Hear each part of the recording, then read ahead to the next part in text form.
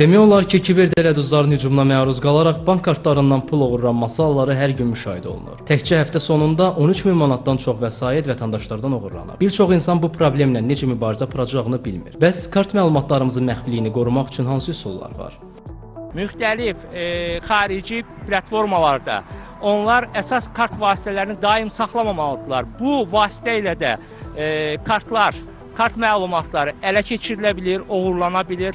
Bütün bu nüansların nəzərə alaraq vətəndaşlar fərdi məlumatlarını paylaşmamağa diqqət etməlidirlər. Kart hesablarındakı vəsaitlərin qorunması üçün limitlər təyin etməlidirlər. Virtual kartlardan pullarını xərcləməlidirlər və ana hesablarını daha etibarlı şəkildə qorumalıdırlar. Mütəxəssislər isə əvvəllər çıxış yolunu kart məlumatlarının məxfi saxlanılmasında görürdülərsə, indi daha fərqli təkliflərlə çıxış edirlər. Vətəndaşlara kiberdələduzların qurbanına çevrilməmək üçün pullarını kartda deyil, cari hesabda saxlamağı məsləhət görürlər.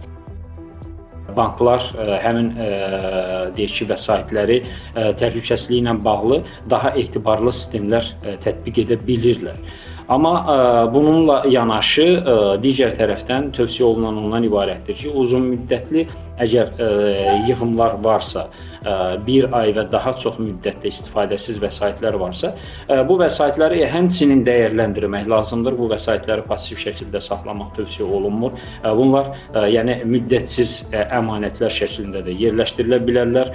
Vacib tövsiyələrdən biri də odur ki, kart məlumatları telefonun yaddaşında və ya şəkil kimi də saxlanılmamalıdır. Çünki telefon itirildiyi halda məlumatlar da ələ keçə bilər. Bütün bunlarla yanaşı şübhəli hal hiss edildiyi təqdirdə bankların mobil tətbiqləri vasitəsindən kart dərhal bloklanmalıdır.